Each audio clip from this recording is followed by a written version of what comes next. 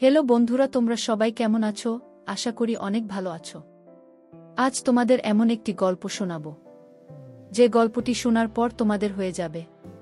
তাহলে চলুন বন্ধুরা, মূল ঘটনাটি শুরু করি। আমার বড় বোন একজন সুন্দরী এবং চরিত্রবান ছিলেন। আমার বোন আমার লেখাপড়ার খরচ জোগাড় করার জন্য একটা বড় মালিকের বাসায় কাজ করতেন। একদিন মালিক বোনকে ফ্রিজে রাখা খাবার খাওয়ালেন মনের অনিচ্ছায়, তারপর বোন জ্ঞান হারিয়ে ফেলে। অজ্ঞান অবস্থায় মালিক বোনের সাথে। বাকি ঘটনাটি গল্পতেই বলছি।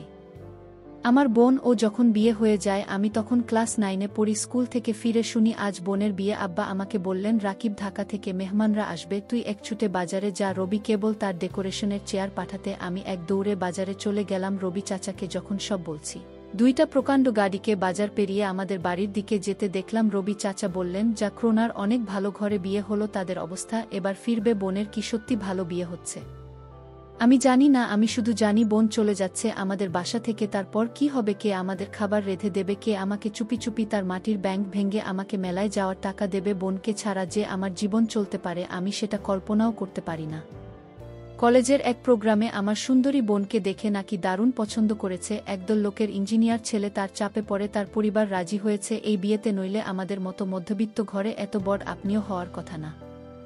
সবাই বলাবলি করছে বন্যার কারণে এবার আমাদের ভাগ্য ফিরবে। আমার জন্মের সময় আমার মা মারা যান।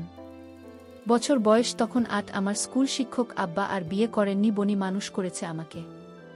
আমার জগৎ ঘিরে, তাই আমার বোন বিয়ের আসর হয়ে গেল। দায়সারা ভাবে বিয়ে নাকি দুই পরিবারের বন্ধন, কিন্তু আমার সেটা মনে হলো না। পাত্রের বাবা সারাক্ষণ মুখ কালো করে রাখলেন। পাত্রের ছোট মামা আমাদের ঘর বাড়ি উঠোন ঘুরে ঘুরে দেখলেন, মাঝে মাঝে নাক সিটকাবেন আমাকে ডেকে বললেন, তুমি কোনো ক্লাসে পড়?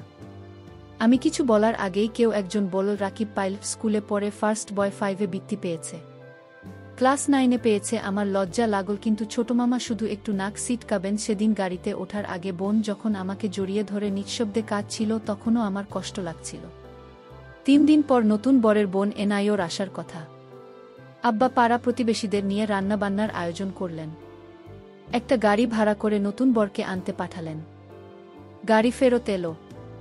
নতুন বরের আসতে পারবে না, তার কোনো জরুরি কাজ পড়ে গেছে, পরের সময় করে আসবে। বোন আসলো আরও মাস 3 পর। একটা সাদা রঙের গাড়ি থেকে বন্যা মা।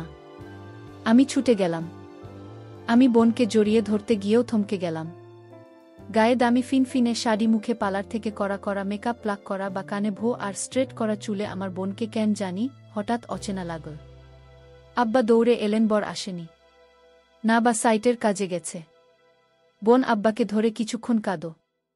আমি সারাদিন বোন ওর আশপাশে ঘুরঘুর করলাম, কিন্তু বোনকে কেমন আনমনা দেখলাম। শুধু একবার আমাকে জিজ্ঞেস করল, রাকিব, পড়াশোনা করছিস তো ঠিকমতো? রাতে আমার ঘুম এল না, বড্ড অভিমান হলো। বোন অনেক বদলে গেছে। এই অল্প দিনেই এত বদলে যেতে পারে মানুষ। বোন 3 দিন থাকল। শেষের দিন দুলাভাই এলেন বোনকে নিয়ে যেতে। দুলাভাই দেখলাম বেশ গম্ভীর। আমাকে ডেকে বললেন, কি রে রাকিব, পড়াশোনা করে ঠিকমতো নাকি সারাদিন বাদরামি? আমি কিছু বললাম না। দুলাভাই আসার পর থেকেই বোনের মুখটা কালো হয়েছিল, কারণ ও দেখলাম তার আমাদের সামনেই কপাল কুঁচকে 2 বার বোনকে ধমক দিলেন দুলাভাই। বোন চলে যাওয়ার পর সেই রাতে আব্বা আমার ঘরে এলেন।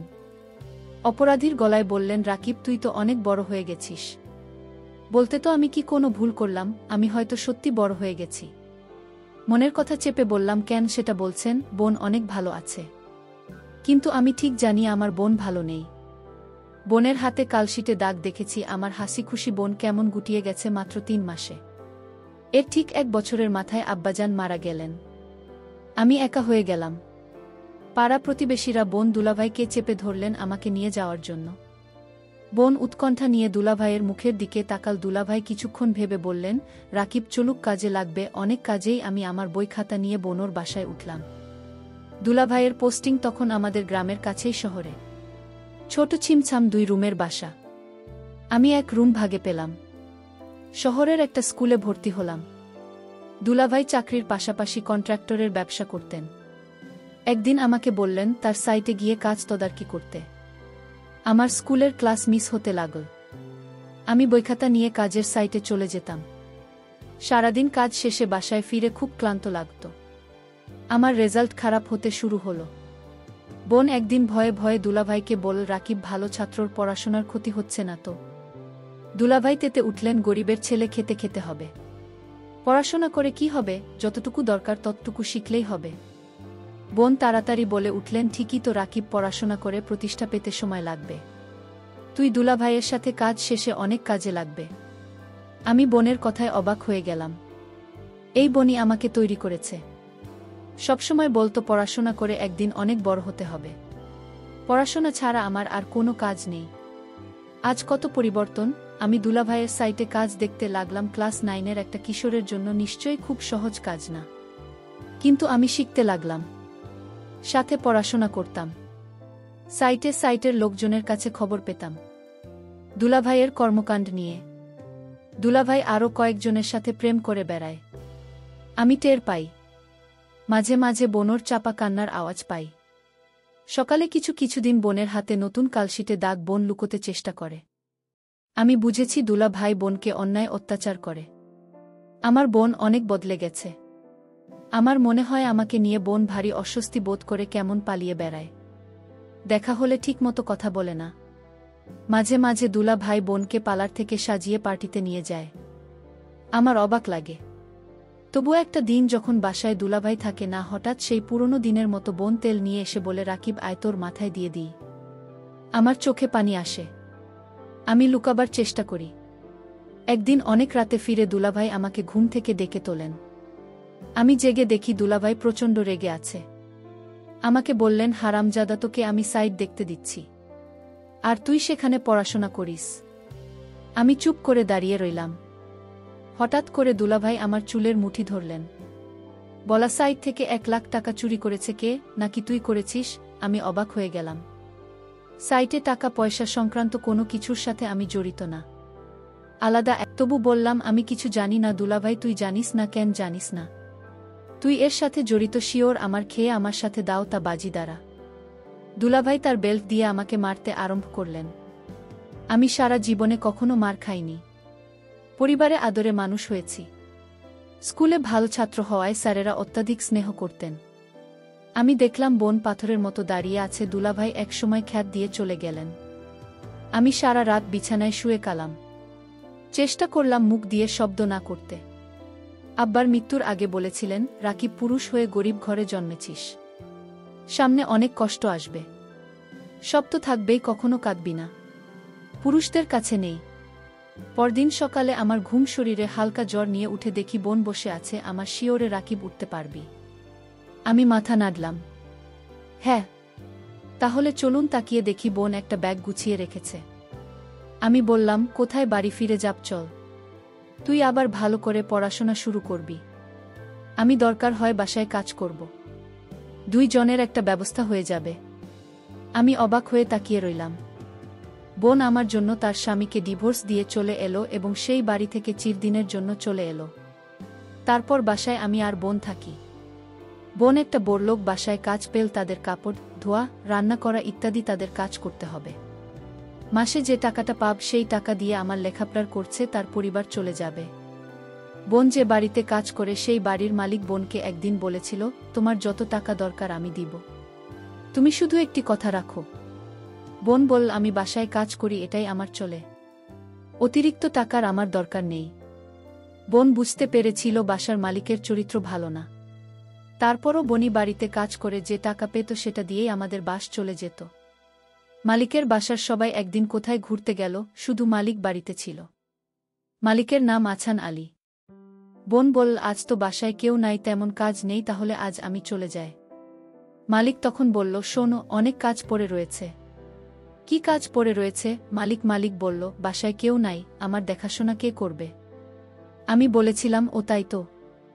মালিকের জন্য রান্না করলাম, ঘর পরিষ্কার করে মালিককে খাবার দিয়ে বললাম, রাত অনেক হয়েছে, আমার ছোট্ট ভাইটা চিন্তা করছে, আমি এখন যাই। মালিক ধমক দিয়ে বলল, এই মেয়ে তুমি বাড়ির চাকরানির। মালিক যখন আদেশ করবে তখন তুমি বাড়ি থেকে যাবে, তার আগ পর্যন্ত এখান থেকে 1 পা ও নড়বে না।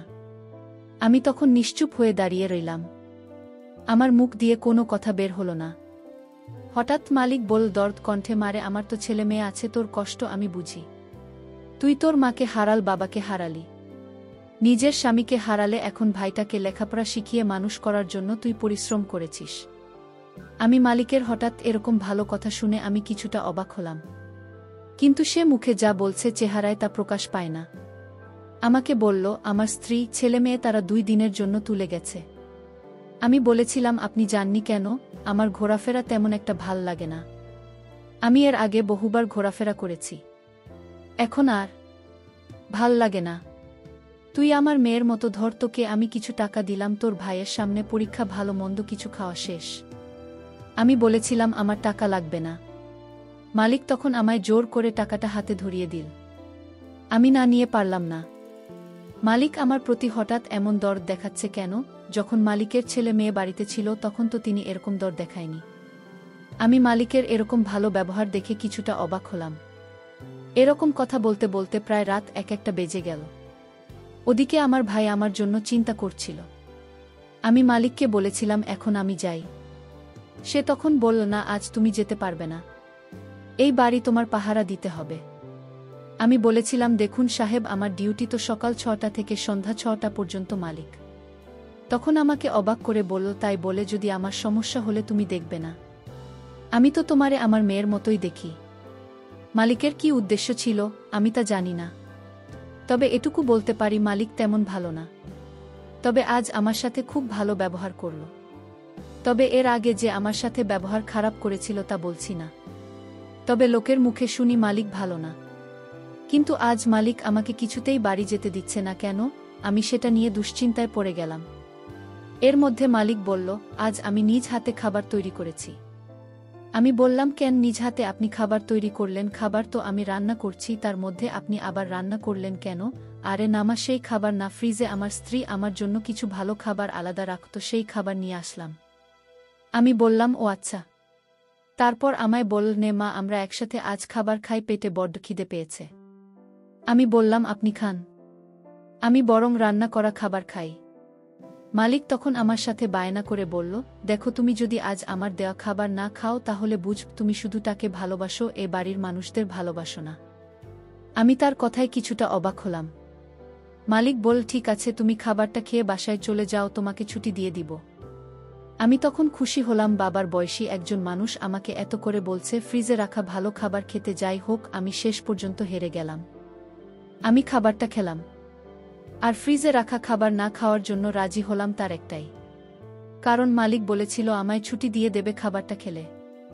আর তাই আমি ফ্রিজে রাখা খাবার খেলাম। খাবারটা ভালোই লাগল, দামি খাবারের আগে আমি এমন খাবার কখনো খাইনি। আমার খেয়ে ভালোই লাগল। খাওয়া দাওয়া শেষ করতেই আমি বললাম, মালিক, এবার যাই। এই কথা বলতে আমি চোখে কিছুটা ঝাপসা দেখতে পেলাম। আমার চোখ অন্ধকার হয়ে আসতে লাগল। আমি বেহুশ হয়ে মাথা ঘুরে পড়ে গেলাম। তারপর কি হয়েছিল তা আমি বলতে পারবো না। আমার পরের দিন দুপুরে জ্ঞান ফিরে আমি জেগে দেখি আমি হাসপাতালে কেবিনে শুয়ে আছি। আমার ছোট্ট ভাইটা বলল, বোন, তোমার কি হয়েছিল? আমি আমার ছোট ভাইকে জিজ্ঞেস করলাম, আমি এখানে কিভাবে এলাম? ছোট ভাই আমাকে বলল, বোন, আমি তোমার জন্য অপেক্ষা করতে করতে কখন ঘুমিয়ে পড়লাম। আমি বলতে পারলাম না। কিন্তু আমার সকাল সকাল ঘুম ভাঙার পর আমি তোমার রুমে গিয়ে দেখি তুমি বাসায় ফিরিনি।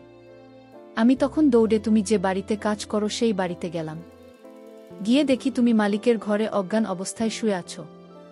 তারপর মালিককে আমি জিজ্ঞেস করলাম, আমার বোনের কি হয়েছে? সে বলল, ঘুমিয়ে আছে, কি আর হবে।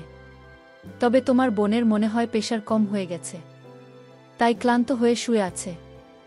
আমি বলি কি, তোমার বোনকে হাসপাতালে নিয়ে একটা স্যালাইন দাও, তাহলেই সব ঠিক হয়ে যাবে।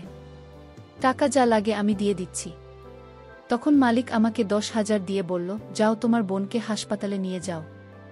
আমি তোমাকে হাসপাতালে আসার পর ডাক্তাররা বলল পরীক্ষা করতে হবে।